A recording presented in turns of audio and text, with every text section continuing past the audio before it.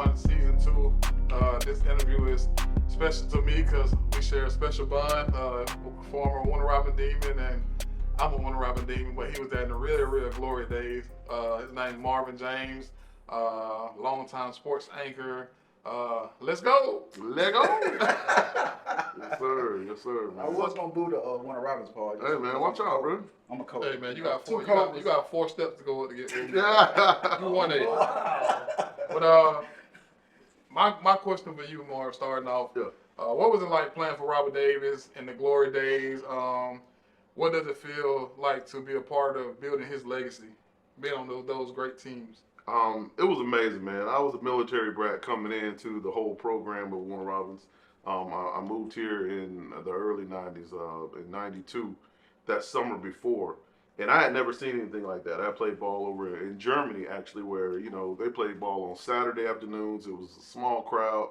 But to see International City Stadium, which is now known as the MAC, but back then it was International City, and to see just, you know, a stadium that size, and then to see the school across the street, and then to know the legacy of Warner Robins football at that time. They had won about 4 state championships. It was amazing. You know, so many players. It was such a large arena, and just playing on that big stage every Friday night was something that you definitely want to be a part of. I mean, this was before social media and all that stuff like that. So, you know, all we had was what we had. We had football Friday night with Frank Malloy, Brad Bibb, and, you know, Edward McDonald and all them cats. But it was great, man. You just wanted to be a part of that legacy and hopefully to win a championship. I didn't win a championship with Warner Robins, but we won a lot of football games. We won a lot of region championships. So, a lot of people don't know this, Yeah. you know, because they think I just joke when I go out, kind of tell them, Okay. playing in front of 30,000 when you play Northside. Oh, yeah. In high school. Football, man, that rivalry, man, is crazy. It's crazy. It's ridiculous to be able to be in a crowd like that, and especially at a time when I played, and even when you played, because you played before veterans was coming around. It was like that was the main event. Everybody was there on a Friday night. It was all the Northside folks, all the Warner Robins folks. You know, even Houston County people at that time were coming because, you know, Houston County was just getting started. They had just opened like in 92. So the crowd was crazy. You were either blue or you were red. And it was the city championship every year. Usually was for the region championship at the end of the year. But it was crazy, man. It was probably, and I played ball at Georgia Southern for years after that. The crowds got bigger, of course, but there was the energy. I can't say any game was probably more energetic at the next level for me than playing at that Warner Robins Northside stage, which that thing be rocking, yeah, like, literally shaking. Crazy. And I'm undefeated in that game, by the way. Talk. Yeah. Never lost. But at the same time, it was just a great rivalry and great camaraderie. And we still talk about it to this day, man. I've been in that game, man, going on 30 years ago. But we still talk about it. We still remember plays about it. You know, I mean, just like you know, we were talking earlier, DQ talking about, you know, he remembers, you know, before a playoff game in high school. Those memories never go away. So it's just a beautiful part to be a part of that experience. I'm sure if there's some Northside folks here, they will be talking about what they did in that game too, because that game really was where you meant your legacy. No, you that's know, true. you know, you remember going to the barbershop that week. You know, they were talking all week that long about what was going to happen and what was going to transpire, and you really earned your cred, your nickname or whatever from that game, because that was the big game of the year. Yeah. So my question is, I know Northside has been down the last few years. What you think it is? Because we ain't never seen a fall off like that. I mean, Yeah. Warner Robins, we were down like 2 years when I was there, but we've never seen a fall off like this. It's been rough. We was down 2 years when I was there. Oh, Right. Like, we won more than 3 games. Okay. Okay. With eight. We did too. Oh, did you? Oh, absolutely. Okay. Y'all don't remember? Oh, no, I remember now. I remember when Twigs was on top now. Oh, okay. I covered Twigs on top, you know, Coach Cope. But no, I don't know, man. Northside, Got to be studied. in that game, it's 0-8. They're 0-8 the past 8 years. And Warner Robins has won that series. It's not the players. I think it's just the culture. I'm telling you, as much as I talk trash, man, from year 2000 to 2010, nobody was messing with Northside. No, I Like, agree. I'm talking about just on the field, when they stepped on the field, the scoreboard was already like 14-0 just because of who they were. I just think there's a culture shift. Sometimes it happens. It comes in waves. Sometimes you're really good for a while, then it comes in waves. So I don't know. I think they got a new coach, and Coach Daniel Williams. I'm rooting for him. Yeah, of course, man. I'm so excited that he's coming. Good pickup. Good dude, man. Great pickup. He's won at Langston Hughes. He's been very successful. There's no way I could root against him. Yeah, Just because he's a brother, man. And I mean, I know how hard it is to be in that situation in the city of Warner Robins, in Houston County. He's only the second head coach that we've had in a football team in our city and our county. It's had so much success. We talking about teams that have put together, or programs that have put together athletes that have went on to college and done well, and even in the pros. You know what I'm saying? And this is only the second. Marquise Westbrook was the first, who was over at Warner Robins a few years ago, and now he's at Peach County.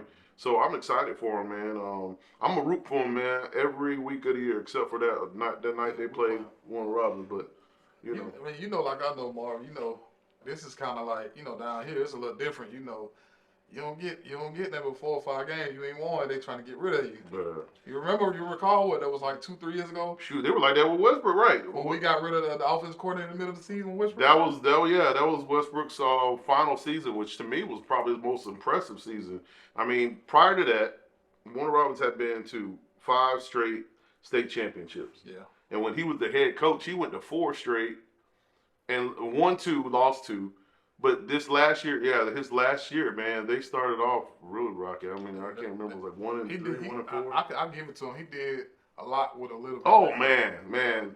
The way he brought that squad, turned them around. Yeah, they did get rid of the OC in the middle of the season and then went to the state championship, lost to a tough Ware County team. That probably was his most impressive win to me because, like you said, he did a lot with a little bit.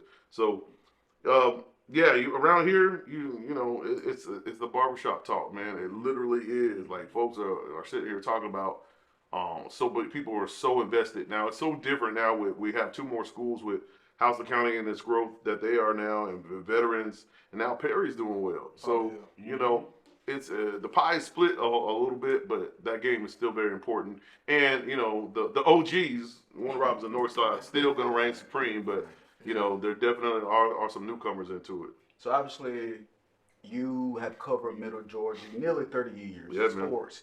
Obviously, I'm having the pleasure of working with you for 2. That's right. 2.5 years. And why did you decide to step from the sports anchor days? Yeah, and not only just 2 years, man. You and I have been, rocking for a long time. Absolutely. You even when you were with the other station, we're always talking, see each other in the field. So I definitely appreciate your support with that. Just walking away was a very tough decision. It wasn't something that I had planned. I just celebrated my 25th year early in May, and I was good. I was like, looking at what was next. My daughter had just was about to graduate college, and I was like, I'm good. I'm feeling good about myself heading into a football season. And then I got a phone call from GHSA that asked was I interested, and I really kind of like was glad because I was like, no, I'm good. Like, I got a job. Like, what, and just talking to some people in my circle was like, dude, there's nothing wrong with talking. You always, listen to an opportunity. Yeah. Listen to the opportunity. Keep the door open. And I agree with that. And I think that's very important for everybody to always listen to an opportunity. Doesn't mean that you're going to necessarily take it, but listen to an opportunity. I mean, that's how, free agents go into the off season and all kind of, when they're in a professional sports. And I don't think you can, relate to that. But it's one of those things where, I listened to them, and it was a great opportunity, man. It was almost too good to turn away. And if it was anything else outside of sports, especially high school sports, I probably would have said, no, I'm good. But just the fact that it was allowing me to stay in my comfort zone, allowing me to still do what I love every day, I was like, man, this may not ever pass my way again. So, but one thing, Marv, I noticed about you, I know I ain't seen you in years, but I still see you on social media. You are at every big game. So you Every. put yourself out there to get noticed because you at every big game, you Yeah. supporting, you posting on social media, you basically marketing yourself at every game. So sooner or later that big opportunity was gonna come. And I didn't know. I didn't realize that because at the time I wasn't thinking about it as, man, this is my brand, this is my platform, this is what I'm doing. I didn't. You know, I see that now that it did create some opportunities and put my name in some people's heads and vocabulary that they wouldn't have known me before. But yeah, man, I mean, I relish that, man. I mean, just like anybody, you know, as a competitor, you want to be the best. You want to be at the best game. You want to be front and center because I knew that every game that I was at, that I wasn't, you know, I was a small, you know, piece of the puzzle. But my job was very important to highlight what everybody wasn't going to get a chance to see, and I took that very seriously. So many different games I would go, and it'd be, you know, if it wasn't for video or wasn't for the game, you know, me being there, that, you know, nobody would never know what would happen, you know. So I think I pride myself in that, and I thought that was always very important. Okay. When you go ahead. To backtrack, went to Running Ravens, and then you ended up going to Georgia Southern. How was that? What made you make that decision to go to Georgia Southern? Man, winners, man. Georgia Southern has always been a winning tradition. It was a winning legacy. When I was coming out, they were, you know, had won about 4 national championships at that time. They just won one a couple of years prior to me. Russell was a legend. And my first letter I got was like from Tennessee Tech. But my first people that really recruited me was like West Georgia, Georgia Southern, and Clark out of Atlanta. But going to Georgia Southern, it was just like, man, this reminds me of home. You know, we just had so many people that were invested and wanted to win and wanted to play at a high level. And I was like, you know, and it's right down the street, you know, but it's far away. It's close enough, but it's still far away that my folks can't just ride up, you know what I'm saying, looking for me. But it was great, man. It was a perfect match for me. Even with this day and time of NILs and transfers, I think I always would have chosen Georgia Southern. Now, you just spoke about NIL, being a collegiate athlete yourself previously. What are your thoughts about NIL? I think NIL is important. I think it's important. I think it's a great opportunity for young men and women to earn a chance to be compensated for their name, image, and likeness. NCAA is a billion with a B. Big B. Big B industry, man. Man. Yeah, it's getting up there. You know what I'm saying? It really is. Like, and if people have a doubt, people don't understand. All right, you know, a lot of people who are complaining have no clue. You know, some of them have never even stepped foot on a college campus. You know what I'm saying? You know, it's, and I know you. I'm gonna be careful what I say, but you know, you need some back pay, huh, from me? no. You need some NIL back pay. My NL back pay would not be very much, and I'm okay with that. But I'm glad, you know, to set the tone, man, for these kids today. You know, and I mean, I hope that they would realize that, because this just didn't happen because you're a 5-star. You know, this didn't just happen because, you know, you can gritty and you look good, bro. Man, there's so many people. I mean, this man right here missed out on a huge bag. You know what I'm saying? Like at Michigan State, there's no telling what DQ and Kirk Cousins and all them guys would have been able to bring in, you know. And those just the 2 names like off the top of my head. But you look at their roster, it's insane. Le'Veon Bell. Le'Veon, man, golly, man, he wouldn't be arguing with Bow Wow, you know what I'm saying, on Instagram. I know that's your boy, but Shout out to my dog. hey, man. I mean, you know what I'm saying, but like it's crazy, seriously. Like the NIL is just, I think it's a great opportunity. I'm not one of those people that are jumping on it. I just think it needs to be corralled a little bit, and I think that it needs to have some kind of guidelines to it, because right now it's the Wild Wild West. It's free agency all over the place, and it's kind of impacting the game. But I'll go back to it. NCAA is a billion-dollar industry. What Notre Dame got like $20 million from losing. You know what I'm saying? you know, to the whole university. For taking an L. Look, for taking an L. You know what I'm saying? And they played well, but, you know, it's just that there's so much money in it. You go to any game, man, and I'll just say because I'm in Georgia, you go to Athens on a Saturday, and from the time you are getting into the stadium, and you look at all the security, you look at all the jerseys that are walking and people are walking in with, you see all the Georgia gear that people are walking in with, you see all the hot dogs, the cups of beer, and all this stuff that they're walking in with, man, that adds up, man. And these seats ain't cheap. At all. You know what I'm saying? The average ticket for the championship game was like $1,500. But it's insane, man. I mean, and that's like, Average. and that's what I laugh about that because whenever they would do that, you know, some of the highest ticket games that I've been able to go to Georgia, you know, Georgia Notre Dame was a huge ticket. Georgia TCU was a huge ticket. Georgia Bama, anytime that is, you know, but all this money that is rejuvenated and rejuvenated. I mean, Kirby's making what, 8, 9, 10 million a year. So, and I ain't in no getting in no grown man's pockets, but I'm just saying it's an opportunity for everybody to make a piece of the pie. But there's got to be some regulations to it. That's the only thing I had. When I played in school, if you transferred, you sat out a year. If you went up, you sat out a year. If you went down, you could play right away. I think some of that will deter, but like for folks that have no way, you can just play right away. You can transfer. You're eligible immediately. Mm-hmm.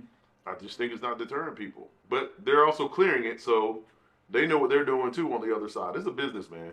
So if they're able to give you that money, just think about it. The man who writes your checks for $40 million, he ain't writing it thinking that he ain't gonna be able to cash your check. You know what I'm saying? He got plenty. Well, you know, when Deion first went to Colorado, said they didn't know if they had enough money to cover the. Yeah, I do remember that. And Deion knows.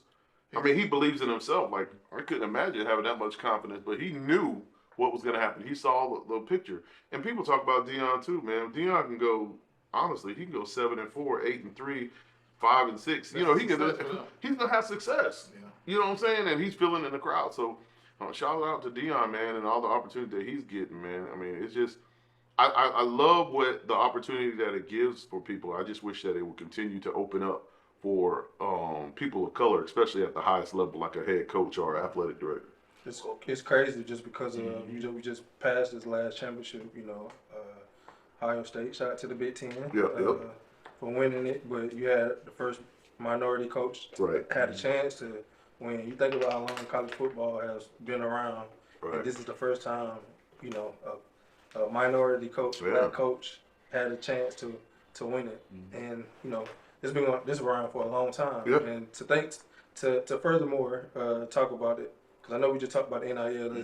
I want to kind of hit on the transfer portal, just because me personally, because I was a no-star recruit, you actually helped me out a lot. Yeah, for sure. We're gonna brief on that as well. Yeah. I definitely want to talk about that. To a point where. Now colleges don't even have to take the chance on a kid like me, where they can go to JUCO, they can go to another college and get a already made player. Where now these high school kids don't have the chance. So it's kind of, you know, I see it from obviously a glass half full, because you know everybody work hard, you know everybody don't make it, but just the chance to be able to go at the next level is already hard, but now it's even harder. So like, what's your opinion on? Just like the transfer portal, how can it balance out as far as like the high school kids getting an opportunity to go to the next level?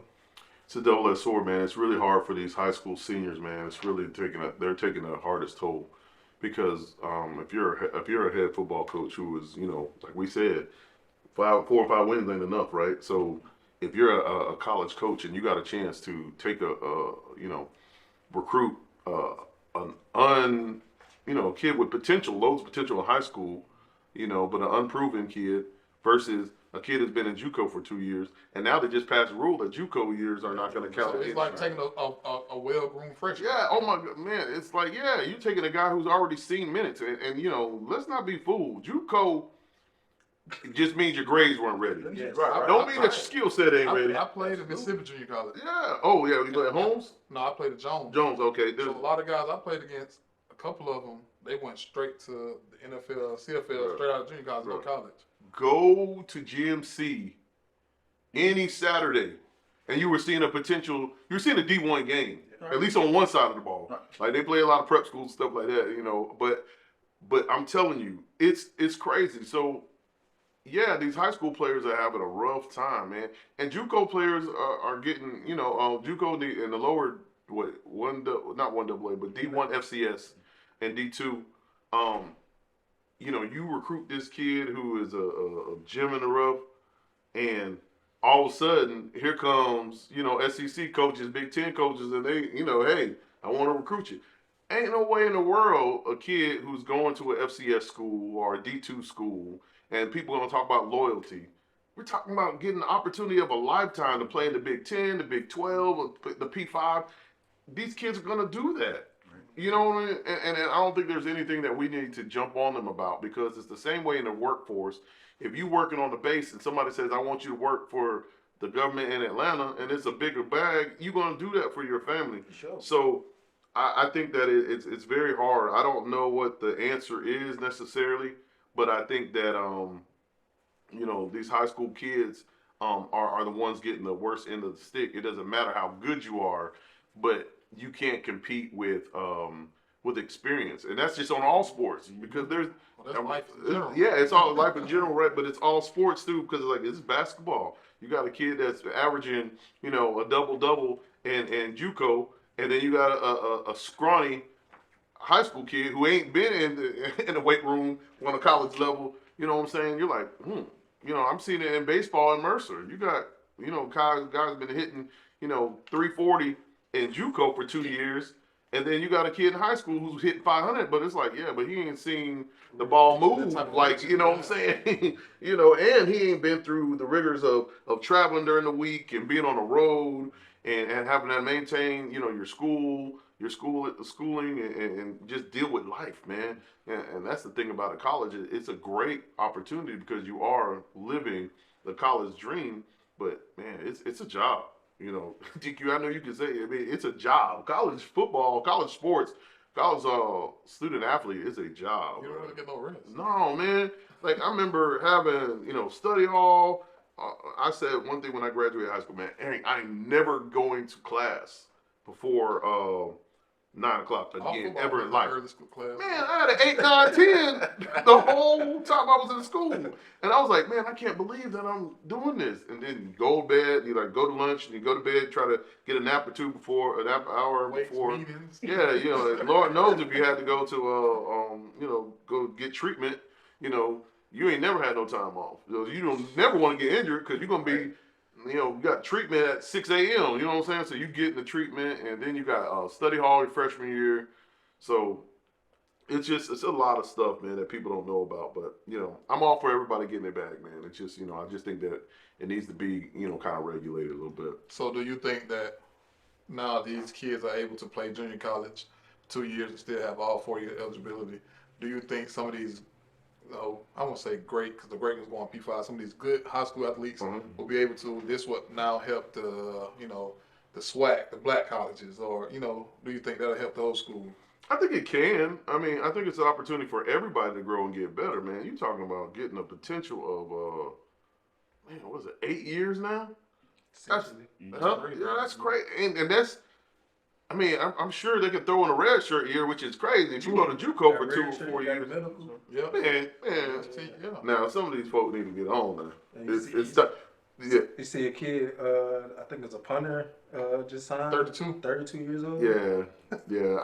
I always thought that was weird. I know that if you don't have the eligibility, I know during the time when I came up, a lot of it was 2-sport athletes. It was usually a baseball, football guy. He chose baseball. And then baseball didn't work out for him. He still had football. And then so like DeAndre Smelter did. Yeah, Smelter did that for real. Who's the quarterback from Florida State? Charlie Ward? The coach. He's the older guy. Winky did that. Chris Winky did that too. So a lot of those guys did that, you know. And I mean, man, you know, you got to have some parents in your corner. Because ultimately, when you spend all that time in school, you need to come out with a degree. You need to come out with a master's. You know what I'm saying? You need to come out with a doctorate, pretty much at that point. But 8 years, you need to have a plan. some of these guys now in these mid majors, you know, you look at like the MAC, some of these mid schools. I call them basketball mid majors, but the mid majors that not making a whole lot of noise. You know, if you're a quarterback at Toledo, say, and you've been playing for 4 years, and then all of a sudden you're a grad transfer and you got one more year of eligibility. Now, everybody looking at this cat now because he's proven himself on a 4-year level. Hey, why can't we bring him into the SEC or the ACC and play? Now, they may have not looked at him as a high school kid, but now he's got this resume under his belt. Mm-hmm. And so he can make this bag this last year. And then, you know, are some of these kids, you know, they got the COVID year, so they're finished now. Everybody should be finished with their COVID year, but they're getting that extra year. So, yeah, you know, I mean, people like, you hear about this person's transferring, and you're like, man, how are they going to transfer? They've been in school. Because it's an opportunity, man.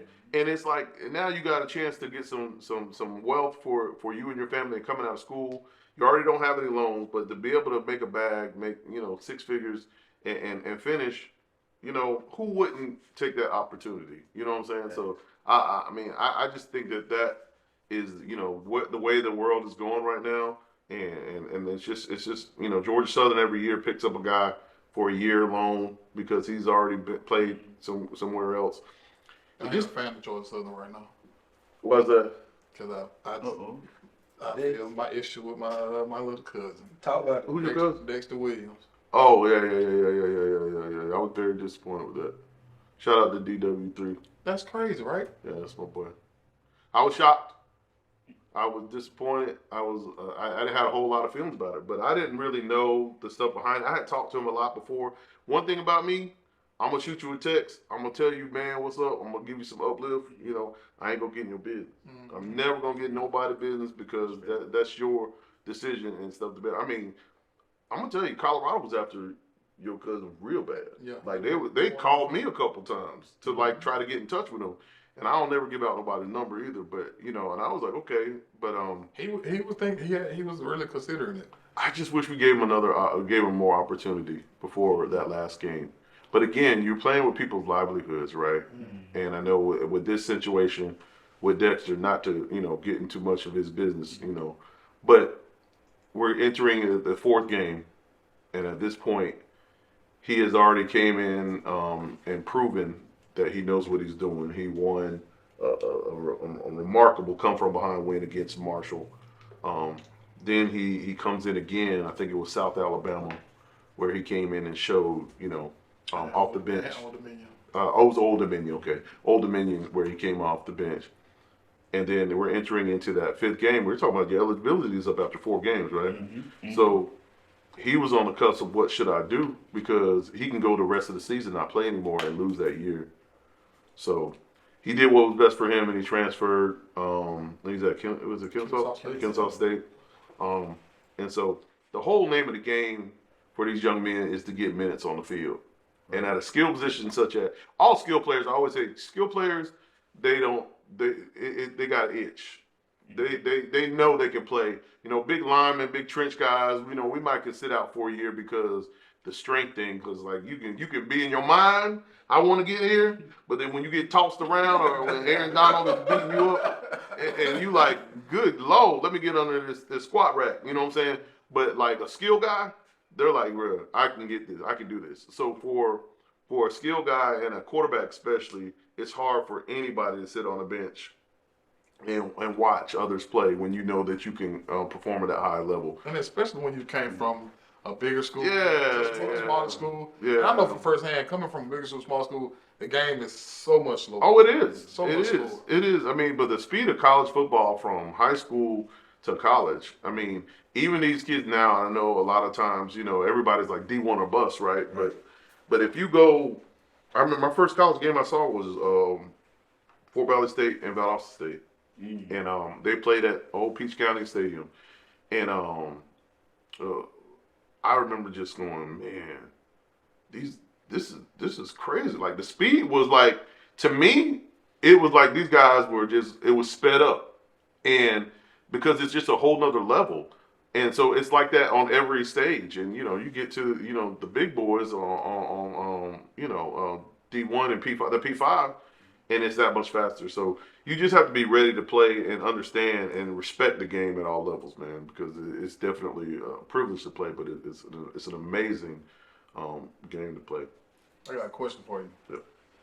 What was it like blocking for a 2,000-yard running back in college? Man, Adrian Peterson made it easy, man, and we ran the triple option, so you know we ran it a lot, but to have a guy like Adrian Peterson and Greg Hill that year, like anybody who touched it, it was like a 2 or 3 play series. And Adrian Peterson, his freshman year, I always pride myself on that because he ran for 1932 as a redshirt freshman. He was a redshirt, and I probably had about 25, 30 touchdowns. He went on, I think he went like 21, 22 games, 100 yards rushing. After I left, he kept it up. He won 2 national championships.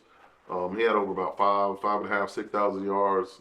He probably had more than that. I don't want to mess up his stats because he'll check me on it when I see him. But this cat was unbelievable, man. And he was, just a great guy. He's a great person. Ended up going to the league and playing with the Bears for about 7-8 years. He was on that with a Super Bowl contender. They ended up losing. Yeah, with Rex. Yeah. Yeah, Rex. Was you there for the run? You know what I'm talking about. No, I got a story about that. I was leaving. I left my mom. My mom graduated that Saturday. Shout out to mom. So graduated from Georgia College, so I couldn't miss that. But soon as they called her name, I was like deuces, and I got in my ride and I went to Chattanooga. The game was in Chattanooga. I got there at halftime. So it had already happened, but it was like people were still talking about it. So I was like, man, golly, man, people are always gonna exaggerate. It wasn't that until I saw it, and I was like, good God Almighty. Our own Mike Godfrey taking care of it down there. Oh, he will. Adrian Peterson is taking care of things right now, and Peterson is all the way down to the 30. He's still on his feet. Peterson still on his feet. Peterson down to the 10. Oh, my. Take that. Did we say that he won the Walter Payton Award and that he would resemble Sweetness? But that's just how he was, man. He was strong. His brother played at Florida. His brother played in the league for about, about 8, 9 years. His brother was a linebacker that played for Florida, and he played for the Falcons and the Colts for a long time, Mike Peterson. And Adrian was, just as, cut from that same cloth. He didn't get a lot of the recognition because he had a heavy speech impediment. He stuttered really bad. And, when the lights got bright, he would just jam up because he was so excited. And, you would ask him, did you get that block? And he couldn't talk. Like, he would try, but he couldn't talk. And then you watch the film, and he up in some dude, and then you're like, oh, okay, that's why. He knocked this dude out. But he used to do his post-game interviews. He would write them out. And everybody wanted to talk to him, obviously, because he was that good. But he would do his post-game interviews. He would write them out. But he never stopped him from being who he was. He would sing all the time in the weight room. It's funny when you sing, you don't stutter. It's different. But he would sing and he would like rap and he would talk trash. He was a Florida boy, so he talked trash about Florida versus Georgia. But yeah, man, he was probably one of the greatest players I've ever got a chance to play with, for sure. Marv, let's go back to the TV aspect of it all. Yeah, so, what was it that drove you to have a passion to cover high school sports and college sports? Because I know you went to a lot of the UGA games too. Yeah, man, just being in that situation with Frank Malloy was the guy for me. Like, he was the guy that covered me in high school, so I was able to, in fact, do what he did for me. So going to games, I always prided on, man, here I'm going to get a chance to give these kids a highlight and a chance to be on television and to really just showcase their talents. There's so many people in life, man, don't ever get a chance to be on TV. You know what I'm saying? And so, there would be times that I go downtown on First Friday, man, and I'd be chilling out with my family, and the person come up to me and be like, man, you had me on football. You did, like, you had my play, my catch, my home run, And I have it still on tape, and I love it. Like, we watch it all the time, my family, you know, and I'm glad to be a part of that legacy for people, man, because, like, I think it's important, man. So many times, I'm going to tell you, Carlos, we put people in orange jumpsuits on TV all the time, and it's a lot negative. Right. But sports is always positive. Absolutely. And so I would ride out the scenes of covering news, and people would run me away, man, and people would cuss you out. They'd be angry, they'd be crying, they'd be tearful. It's not always a good scene, man, riding up to a violent scene or a car accident. Right. But to go to a gym, a baseball field, football arena, you're always welcome with love and passion, and people are always glad to see you. Yeah, they're glad to see you, and they're excited about going home, and they'll tell you, man, did you get that? Did you get that? And you're like, yeah, I hope so. You know, I ain't seen it, but I hope I got it. You know what I mean? But, you know, that's the pressure of that. You know, one thing I always laugh about when I see Carlos at a game, I'm always like, yeah, you know, get here when you can, because it's that joke, but you could miss something that people are really counting on you for. You know, Carlos, when we get 2 or 3 games, sometimes he may be coming in, you know, as somebody's running a kick return, and they'll be like, did you get that? He'll be like, I sure didn't. I just came from, you know, but it's one of those things, and you feel bad about it. I feel you always do. You know what I mean? But bad. It's not something you do purposely, but that's one thing I prided myself on, man. I mean, my job was 5 days a week, but I worked every day. You need. You know what I'm saying? It's like you know what I mean? You work every day in this industry. And so I remember I just watched a video the other day where a buddy of mine, classmate of mine, he's a year younger than me, Jamal Garman, coach for Warner Robins. He was playing for his 100th win basketball. Yeah, he was playing against Northside. And it was a Saturday. And I'm like, a lot of times I would always say, man, I hate going to football and basketball games on Saturday because everybody's going to always be like, hey, where's your camera? You know, they're always like that every time. I'm like, man, I'm just chilling today. Just want to watch a game. Right. You know, and people don't understand, like, why would you come to a high school game if you ain't going to? Because you want to enjoy the game? Because I want to do I like sports. But they don't, you know see what I'm it. saying? They don't see it like that, bro. I'm telling you, like, any game, I have had parents get mad, like, that don't make no sense. You appear at the game and ain't got your camera. You know, I'm like, all right. So a lot of times I just wouldn't go because I was like, it's not entertaining to me. So when I went to this game, you know, the old gym in Warner Robins. Mm-hmm. So it was in the hallway. Indoor. Yeah, so I was on the side, on the hallway, you know, looking in because I was just watching it from there because I wanted to support my boy because we're really close. And so I did bring my camera because I always bring my camera. So I said, well, I'm going to get this last bucket, whether they win or lose. I mean, if they win, I'm going to get this last little series and get him shaking hands, and then I'm going to interview him. He shot a 3, didn't he? Yeah, Jacoby Owens, he was a sophomore, shot a 3 to win the game. He later shot a 3 to win the state championship against Miller Grove. And he went to Valdosta. So you're just always glad to be able to highlight that for somebody. That kid shot 2 big 3s to win a game. You do that in your backyard all the time, count down 3, 2, 1, and you just always want somebody to be able to do that. And I'm just glad that I was able to do that. And I still can at the level, you know, even though I'm working outside of news now, I still have that opportunity. So I'm just glad to be a part of it, bro. DQ talked about it earlier about how you helped him along the way in his high school career, college, I'm sure. What is it like for you emotionally to know that you played a huge impact in helping those guys like DQ and Shaw get what they need to get?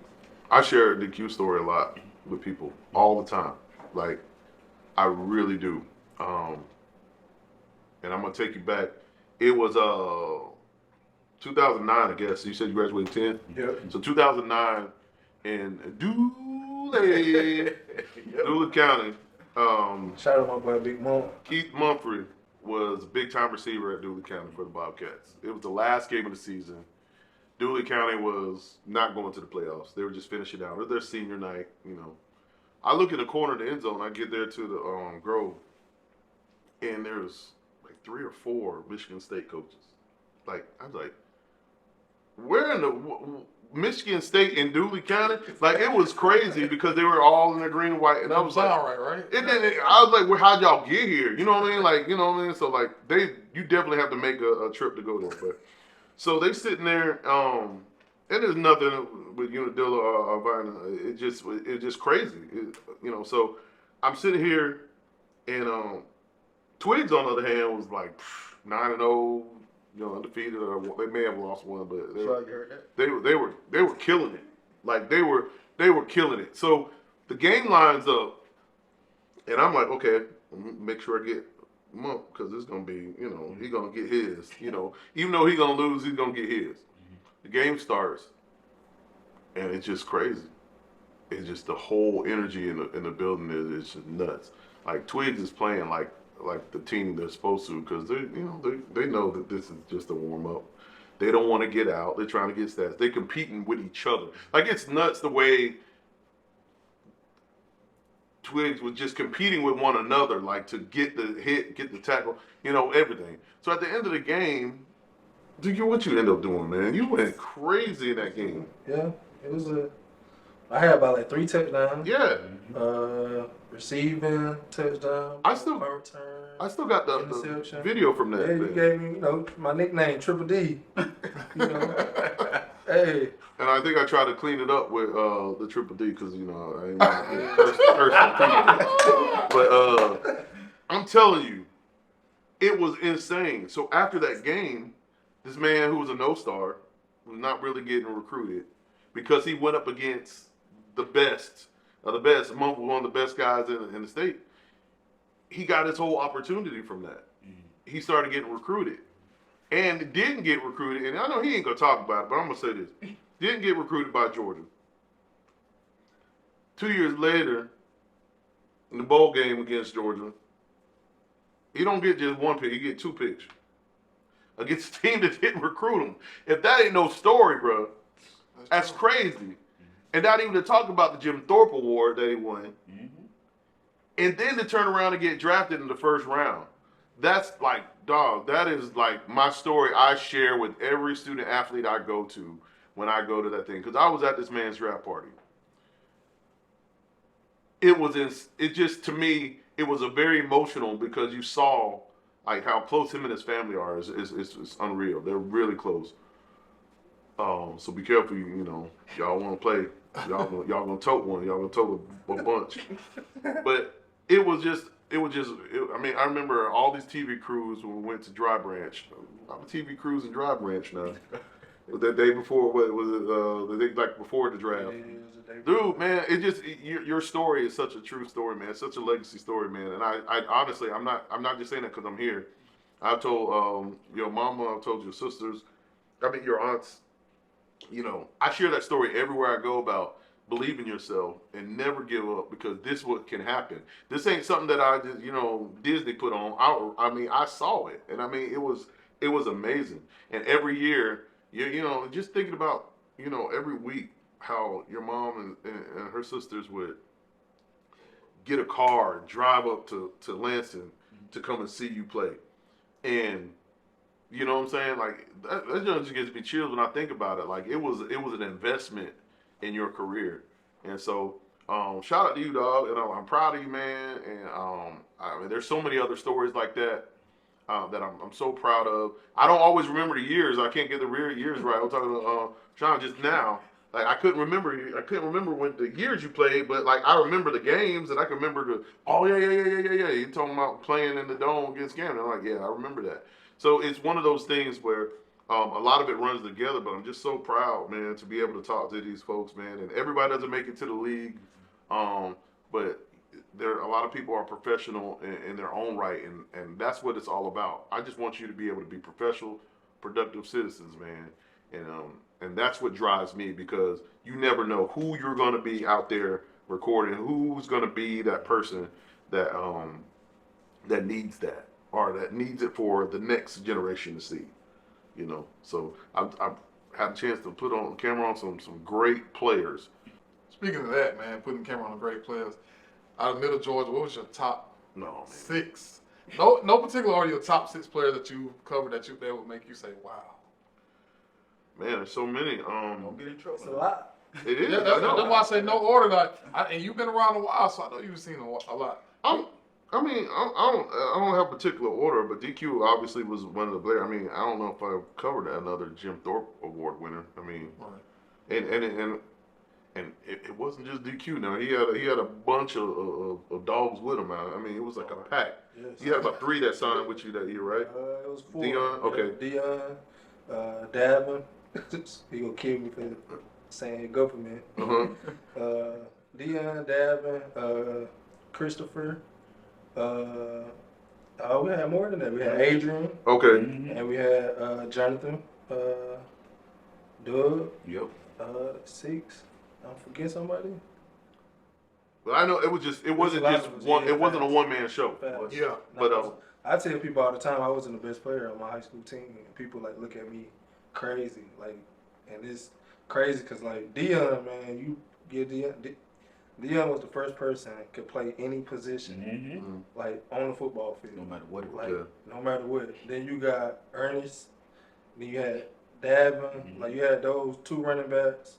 Man, we was loaded. Yeah. We was loaded. And that's one thing that I mean I pride that on too is like you get a chance to show up some folks. But Nick Marshall, Wilkinson County. Nick Marshall, yeah, for sure. Wilcox. Yeah, Wilcox. He played at Georgia, then transferred to Auburn. Yeah. Quarterback with him, and really, I mean, he was a talented basketball player and Yeah. football player. For sure.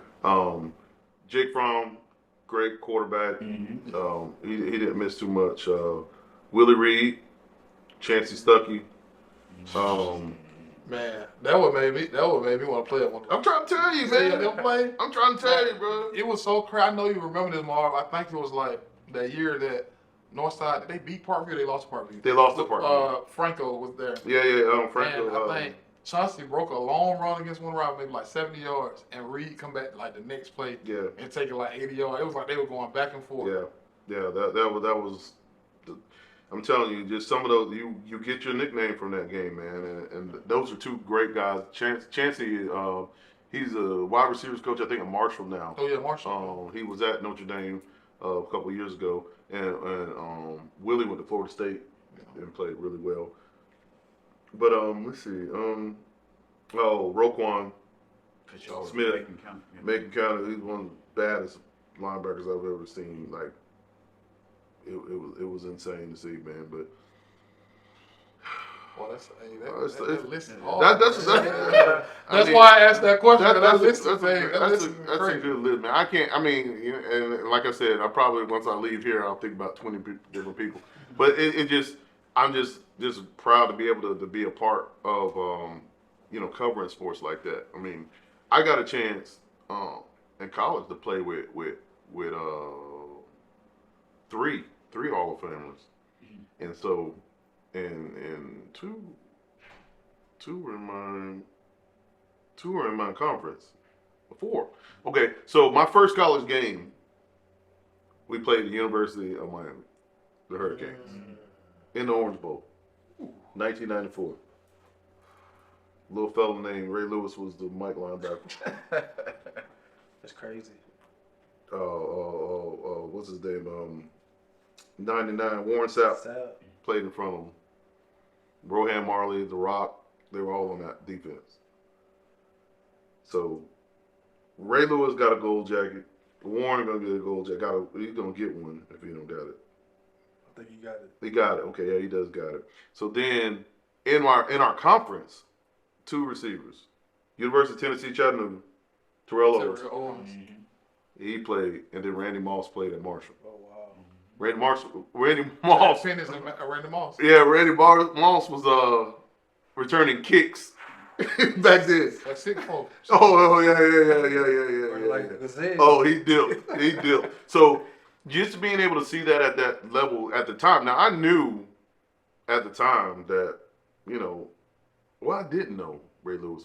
I didn't know. I mean, I was 17, 18 years old, man. I didn't know. But now, like when we were, seeing him on film, I was like, golly, man, why is his footwork like that? Like, it was crazy. I was like, they must know the snap count. Like, I literally was at the freshman because I wasn't going to play, but I was like, man, it's unreal to see the work of, just the way they were moving. So, just playing against those guys, I got a chance to play against Florida my junior year, against Fred Taylor and Raquel Anthony and Ike Hilliard, and Danny Werfel was the quarterback. them guys were loaded. Jarvis, those guys were loaded, man. You know, they won the national championship that year in '96. They beat Florida State. Steve Spurrier, right? Steve Spurrier, Steve Spurrier. So we always played like a D1 school when I was at Southern every other year. You know, those money games that. I watched that Miami game on Coach Dupree highlight tape. Yeah. He was breaking. He was actually balling. Yeah, he was. Joe Dupree was a great quarterback, man. He was an All-American. Yeah. Like a top player in the country. Yeah. He had some good. I'm gonna tell you a crazy story about this. What's that? So when I came out, when I was training for pro day and stuff, Mm-hmm. I trained. What's the name? Trained me. Garrison Hurst. Yeah. So one day. One of my favorite running backs. One day I'm in the. We get through training, just talking and stuff, and I'm like, yeah, my one of my coaches played at Georgia too. And I'm not knowing that. Yeah, he they played at Georgia. Time. I'm like, I always miss Coach Bro. Like, he say he played at Georgia. I'm like, what's his name? I'm like, Joe Dupree. Coach Garrison said, Joe Dupree. He was like, Joe Dupree was a bad boy. Yeah. He said, man, Joe Dupree is supposed to be the starter from day one. Yeah. Wow. Eric Sire came and took his spot. You know, that's a whole nother situation with Georgia. And it's still going on to this day. Quarterbacks, yeah. So you actually, obviously, won't be on the big screen next year. And I want to personally take time to give you your flowers now, because obviously you are one of a few that has paved the way for me to be in the position that I am, to be a sports anchor now, be on TV. And, you know, me and you've had conversations off camera, you know, about the opportunity and just you wanting to see me to be great, but again, knowing that you're not going to be there next season, certainly be missed. What do you think that will be like, not being on the football field next year, or not on the court, covering sports period? Well, it's withdrawal now. I feel withdrawal a lot about it, you know, because when I step into an arena, anybody who that was their craft, they're going to feel, you know, a miss. You know, I keep saying this in reference to the DQ, but I know, I mean, when he goes to an NFL game, I'm sure he does the same thing, especially warm-ups. You see people, you're like, yeah. So I think you always going to have that that competitive spot vibe in you. You know, I watch SportsCenter all the time. I watch you guys, you know, do y'all thing. I think it's going to be tough, but I mean, like I said, just being in the same arena of it and just, you know, in the same vein of covering high school sports, I'm just glad to be still in the number. That's the one thing when I transitioned from football, I knew I wasn't ever going to the pros, but it was still football's been your life for middle, high school, and now college. You know, it's a transition from leaving college to going into the workforce, or leaving football and going into the workforce, or your sport, whatever it is. So it's a transition. It was definitely like tough. I mean, me going, man, this is it. Like I'm telling you, I was interning. I would wake up sometimes taking a nap in the middle of the day and thinking I was lost for something. Like, man, I'm supposed to be somewhere. But, like, it's just because you're so ingrained in routine to doing stuff. So, I'm definitely going to miss it. I'm still going to be a mentor. Still going to reach out and, you know, talk to people and things like that. And just do as much as I can. And that's what, you know, I know that's my purpose in life, is to continue to help be a vehicle of marketing, for this next generation. You know, I'm about to turn 50 this year, so I'm leaving UNC status to OG status. You know what I'm saying? Wow, that's a blessing. Yeah, it is a blessing, dog. You know, you know what I'm saying? So like a lot of times, you know, they'd be like, you know, and I'm like, dude, I can be your daddy. You know, I can be your daddy. So I embellish that, and I relish in that. You know, one guy that me talk about, like Bud Dupree. You know, I remember seeing him in high school. He played at Wilkinson, and he was a tight end, and he also played defensive end.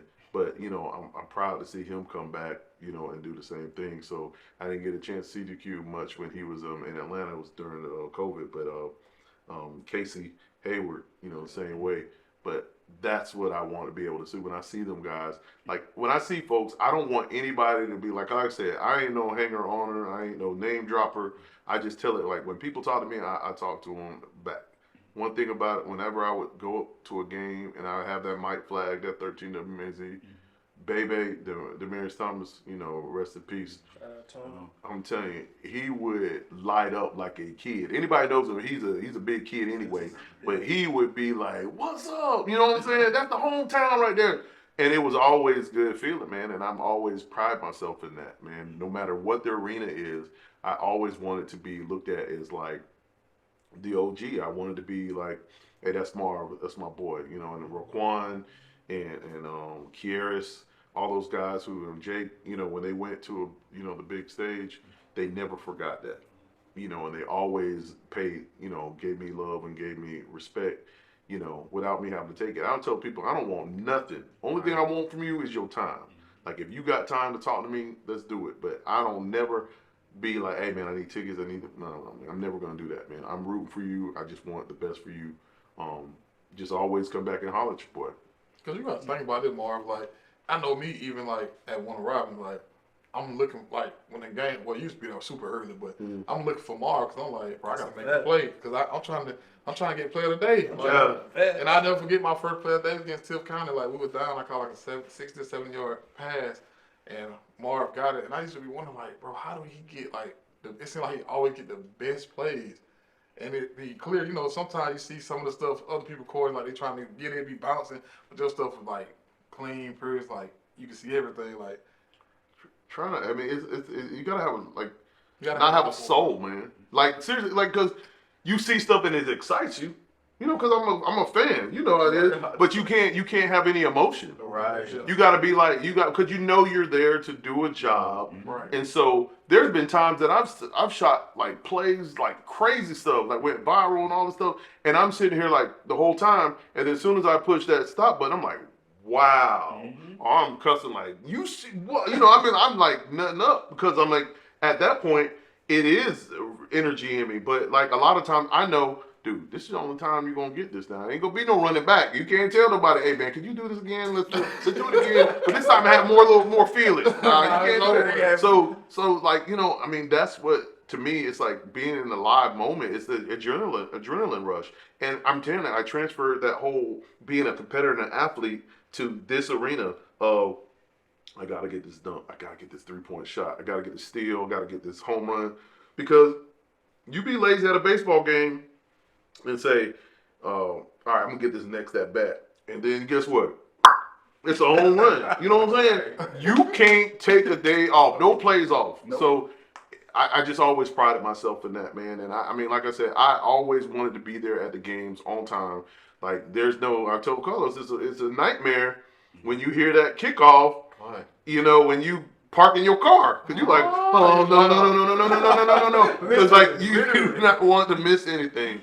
So I appreciate that, man. And I mean, like I said, it's a joy. I know so many of your players that played along with you and coaches and even God had a plan for me because all of that back then is helping me now because a lot of these coaches, if they're not still coaching, they're in different realms of being an athletic director or they're superintendents or principals, and we know each other.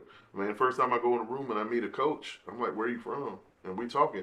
There's a chance, there's a 6 degree of separation. I know them, and we know somebody, the same people. And I call the same name, you know, just shoot. I talk to anybody. I'm going, just think about you, I'm going to Cincy this year for our clay. Shout out to the bros. I'm going to scream your name, and I know it's going to be somebody that going to know who you are. You know what I'm saying? So, like, it's one of those things where I just love that about, you know, the career that I've had is that the fact that the sports is such a universal thing. Because you know how it is when you sit there talking to somebody and then somebody say, hey, you know so-and-so? And you like, hell yeah, I know. You know what I mean? Like, you like, it changes the whole vibe. Yeah, you know what I'm saying? Yeah. It changes everything. Yeah, it makes everything just chill, you know? So, I think that's the beautiful thing of it, man. And that's why I said I'm blessed to be able to do. I mean, to get paid to do what I love, you know. You probably got film from 30 years ago, though. You got a lot of VCR tapes. Dude, I got a lot of. I mean, yeah, you see it call me out. I got a lot of those mini DB tapes, though. Seriously, I got probably like the I don't even know what's on these tapes, but like I just know there's probably a lot of game footage, a lot of highlights and stuff. Because you know, over time you bring a tape home. You know, like in my car at one point I would have tapes, I have discs, you know, that kind of stuff, I record with microphones, all this stuff. So there is a lot. Now that I'm, you know, retired from it, I always say I'm going to make, you know, a huge highlight of all the stuff that I have. I was just going to say that. Because I'm going to tell you one thing I did, though, when I first got at MAZ, and that was way back. I graduated college, Georgia Southern, in 99. So when I got to MAZ, I went upstairs. They have the little archive room, attic. I went and got every football Friday night for when I played, and my class played. So the 3 years. And I took all those tapes and I put it on one DVD. And so I went and gave all my boys that I played with the tape. That was dope. So, you know, we just had a funeral December. And when we all get together, we all watch it anyway. But that was one of the times, it brought us together because we were able to watch that, watch my boy who passed, Corey Owens. We would watch him make some plays, you know, thank you. But it just brings us together. And like I told you, football is all team sports. I keep talking about football, but it's all team sports. When you're part of a team, it's going to unite you. But there's nothing like football, a football player, football team. So that was probably one of my biggest things that I've ever did working there was be able to pass that along. Because now my homeboys got sons that play ball. They can watch it. And they watch it because they're like, you tell them, man, I was hell. And then they're like, man, you ain't do. Put it in the old tape. It ain't like now, you know, you got highlights and stuff everywhere, you know. With some of these kids, like, it's like on your phone. You can be like on YouTube. But now it's just such a great opportunity to be able to create those. Yeah, that'd be great. I think you should do, like, all the real rockers, all the players, they drop it right before football season. That'd be dope, man. Make that real rocker. Yeah. I ain't ever make that. Oh, you were on the receiving end of it? We ain't gonna play. We ain't gonna play. He finna go find it. Y'all was some battles though. Yeah. It was crazy like that. Nah, it was bad. That's the hardest hit to date. Like, I played it in college, the league, that high school hit was the hardest hit I ever. Rib Rocker, that's funny, man. Everybody talks about the Rib But Rocker. it's real true though what people say though. Like, if you come from, of course I played for Robert Day. I played the West Side, so I had a little introduction to how Urban Meyer was at Florida. You know, do some stuff, don't get caught. You know, get money. You know how Robert Davis did it, but Jesus. he dead now. I mean, rest in peace. I love him. He can't do nothing about it, but you know, he get what I'm saying though. But like, I ain't got no money for him. You'll never get. Oh, I used to try the Firebird, the little black and gold. So you'll never get like those. Like, I know I played on Friday, I played on Saturday. No, I didn't play on Saturday. DQ did, but you never get those Friday nights back. Like, no, man. Those Friday nights are like different. Dude, I tell people that little drum, that little high tom drum, and doo doo doo doo doo. When you hear that and that band playing on a Friday night, man, ain't nothing like it, bro. It's like it still gets in you. Like when that band starts, like a Peach County band, like when they play, I'm like, man, this dude, man, this. Like, you look at them kids, you like, bro, you can't get up for this game, man. You just don't have, you know. Shout out to Demetrius Robinson. Playing for the Rams. Yeah. He played for the Rams. He went out in Florida.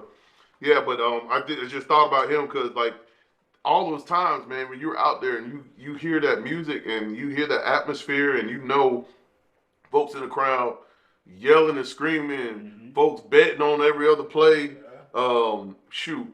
Ain't no homecoming like a Twiggs County homecoming. You may not even go into the game. Right. You know what I'm saying? You're going to be out in the parking lot competing with the class, with the other class for the best, who had the best tailgate, who dressed the best, who got the best T-shirt. You like, hey, what the Cobra doing there doing? You know what I mean? Like, but it's beautiful.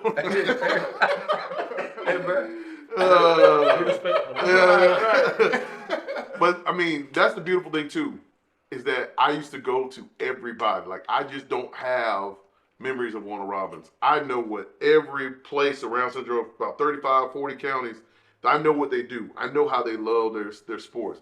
And that's so dope, man, going to Hancock Central to a basketball game. Going to the Palace for a basketball game. You know, people don't know that all the time. They see it, but I'm like, bro, you have no idea how Dublin gets down. Right. You know, you don't know how Baldwin or whatever gets down. So that's a beautiful thing too, man. I just love going through. You know what's crazy? Everybody got a Palace now. Yeah. Well, yes. Everybody. the Palace in Wilkes County was the blueprint. Yeah, it really was. They put it on It now. was. You're right. We all have the gyms now that looked at. The Palace still got a little better because the Palace got floor space. Like they on the floor. They got like a like the Lakers, like that floor row, that front row. They got a front row where they folding out chairs and they come down and get your order and go back upstairs and come back with a 3-piece hot fish plate. You know what I'm saying?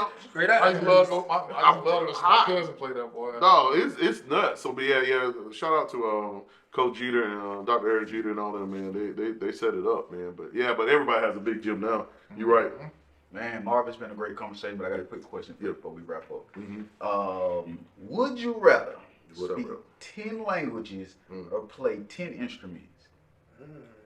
Man, that's crazy because, man. 10 languages or play 10 instruments. Man, That's a good one. you know the drip you would have from playing 10 instruments? and the swag. I'll say 10 instruments. I'll say 10 instruments because with the technology now, I can hear, you can get that babble, get the languages, but still, like, be fluent in them languages, bruh, man. I'm an old man now, so I'm retired from all that, but I can imagine what that would get you. No, Marv, we personally here at Work Wednesday, obviously we all know you, got connections, I work with you, you cover DQ, Shot, and for you to take time to sit down with us and just discuss so much of your history. Obviously, a legend to Middle Georgia. In my words, not just Middle Georgia, I would say across the globe, because so many people, as you mentioned earlier, know you when you go in rooms. So we want to personally give you your flowers. Appreciate that. And tremendous, I just want to say that you have made a tremendous difference in my life personally as a mentor, motivator. To keep me going as a news sports anchor, so to say, in Middle Georgia. I think that your guidance has helped me, and now when I look back and I see a lot of these kids, as you mentioned earlier, moving on, and you realize you made a difference, nothing can pay for that at all. So again, just giving you your flowers publicly. And saying we appreciate everything, brother. I appreciate it, man. I appreciate y'all, man. For real. I mean, without y'all, there's no me. I can't go to a game and not put a video on just a bunch, nothing. I need those players and all that stuff. So I appreciate y'all. Absolutely. That was an honor. You was the first person that we ever invited on the show. Facts. So hey, this is gonna be a great archive. Oh man, I appreciate that, bro. Make sure you screen record whatever you need to do. Yeah, for sure. And he ain't just gone. I'm gonna let you finish. We gone. All right, y'all. Be sure to like, share, subscribe. Hopefully I ain't missing a G with the TikTok, Instagram, Facebook. TikTok got banned, I thought. No, TikTok. Okay. You got TikTok, man. You got a phone. You didn't delete it. 20,000-30,000. If you didn't delete it, But yeah, follow us across and subscribe on all the platforms. Any way you can get us. But shout out to Marv for coming to sit down with us. Shout out anything you and DQ got to say before we get up out of here. Man, I greatly appreciate you coming here and spending time with us today on Work Wednesday. Yeah, man. You was a major key to my career. Always supported me. Always, showed me out across Middle Georgia, the regular screaming my name, still screaming my name. So all day, bro. I greatly appreciate it. All day. I do want to say one thing though, just because of we sit in the same rounds, you can also help me again in this moment where I'm technically transitioning, and you've been a collegiate athlete, right? Where, like you said, everybody don't get blessed enough to go to that level, right? But if you get a chance to play college ball, that is elite in itself. How did you transition? How did your mind transition to get to the next space? Because that's where I'm kind of at. Yeah. And, a lot of kids going to come to that. I feel like, especially with the NIL, the transfer portal, it's going to happen faster where, it's a big drop-off. Yeah, it is. It's a big drop-off, man. And unfortunately, nobody don't prepare us for it, and nobody don't care enough to have that conversation to be able to help us on the next 10, 20 years after whatever sport we play. So, what is an insight that you can be able to share with me, as well as the Work Wednesday crew and the world? We finna close, but we gotta hear this, y'all. Okay.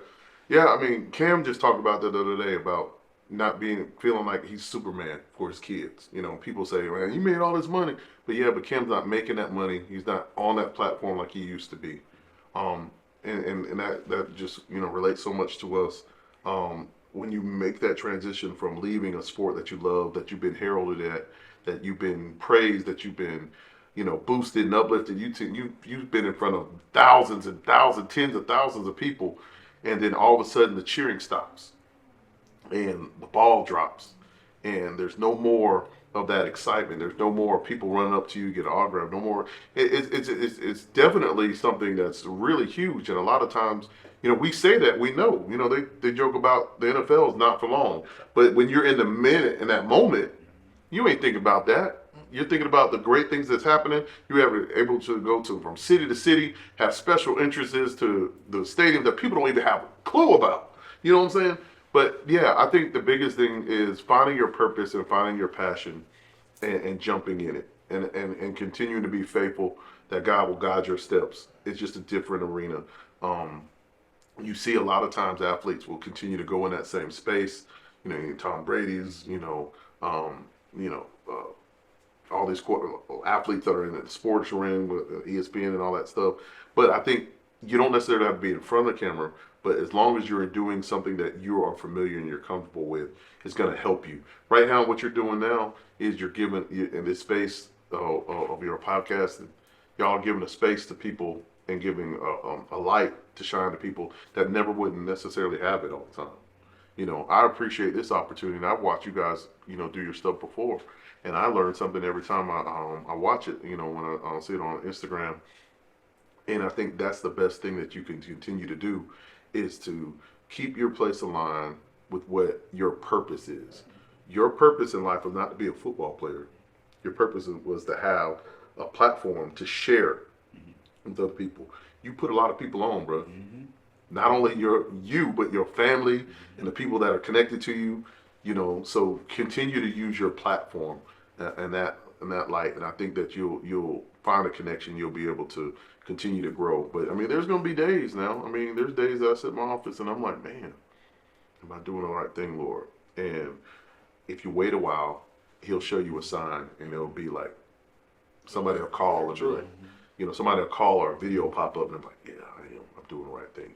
So don't let, you know, idle hands. You know, when you sit still too long, you know, you'll start doubting yourself. But you got it, bro. And, you know, I'm just a phone call away. You know, like I said, sometimes it's just a connection. You know, hey, man, you come to this game or you come to that. But continue to share your story because your story impacts a lot. I appreciate that. No doubt. Ain't nothing to say after that. I mean, Marv might well drop the mic. I told y'all to like, share, and subscribe. So, Rashad, take us out, bro. Yeah, this was a great day. You know, we had a great first guest on Work Wednesdays. Once again, I'm Rashad Wynes, one of your hosts.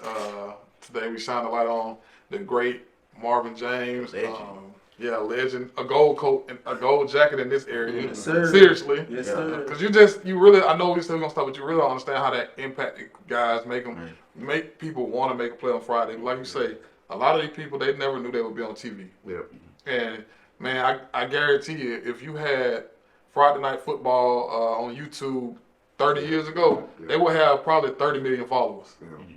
Thanks. Because I don't think there's no state that covers football like that. Even in Atlanta, I live in Atlanta, I've been there for a while. You don't see them covering high school sports like that. Either the Falcons, Hawks, or Braves. That's it. We're trying to stop y'all. Y'all get it. But you know, once again, we're giving you the flowers. But hey, like Marv would say, how would you take us out, Marv? Exactly. He ain't gone. He's gone. Y'all be blessed.